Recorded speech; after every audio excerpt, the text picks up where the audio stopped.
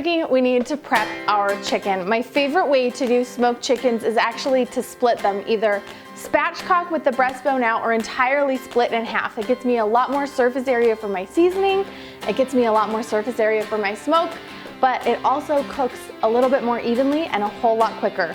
So all you really need is a pair of kitchen shears, pretty good ones if you can get them, because you are going to be cutting through bone. I like to use some gloves and a cutting board you can sanitize. Flip your chicken onto the breastbone. Use your kitchen shears. Start on one side of the backbone and just cut straight up the side.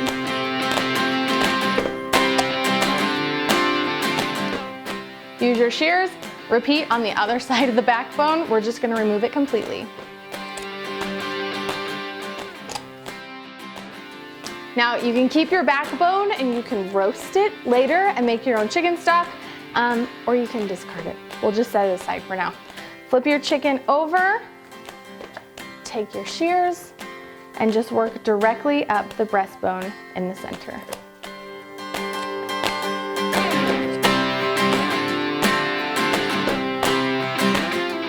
Just like that, you have two beautiful chicken halves ready to be seasoned and hit the smoker.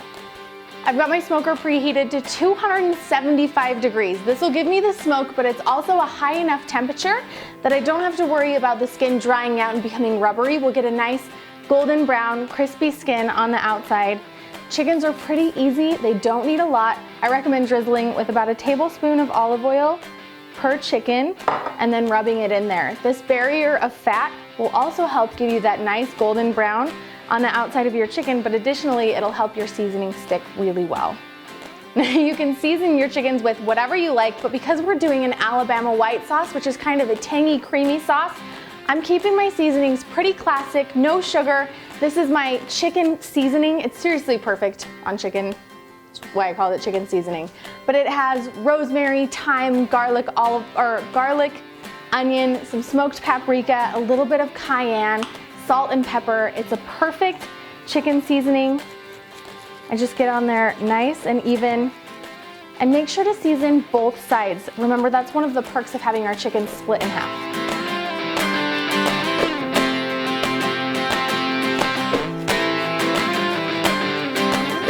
Since chicken takes on smoke really well, you can use whatever type of wood you would like in your smoker.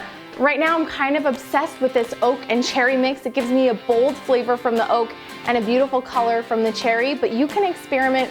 Apple, peach, fruit woods are generally great.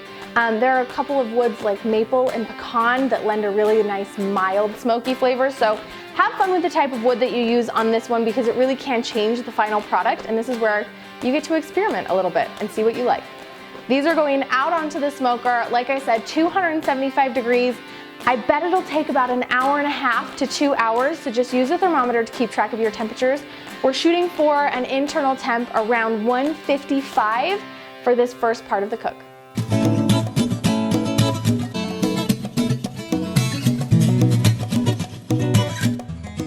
While our chicken is cooking on the smoker, we're gonna make our Alabama white barbecue sauce. Now this is my take on an Alabama white sauce. Everybody does it differently. Of course, the original came from Chris Lilly's restaurant, Big Bog.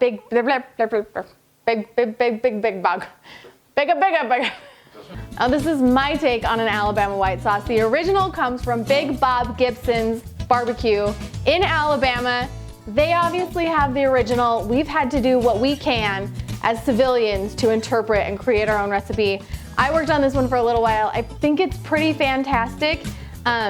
You can obviously take your own spin on it as well. We start with 1 cup of mayonnaise. It's a white sauce, so this is a mayonnaise-based sauce, which is pretty unique in the world of barbecue. But I think the creamy and tangy is like a really awesome complement to low and slow smoked barbecue foods.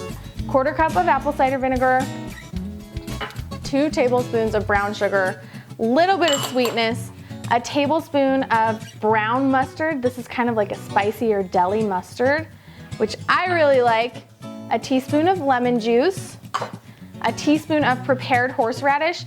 This is where you can have a little bit of fun with the spice. I like the creamier stuff, but you can go with like the straight prepared horseradish that has a lot of bite to it. a 1/4 teaspoon of cayenne pepper for a little bit of heat, and then about a 1/2 teaspoon of salt and pepper. Whisk that all together and then transfer it to the fridge. You want it to set for about an hour and it'll allow it to really start to come together. Give it a little taste. That's awesome. It really is creamy, little bit of sweetness, little bit of heat, and it's really tangy. It's gonna be awesome on that chicken.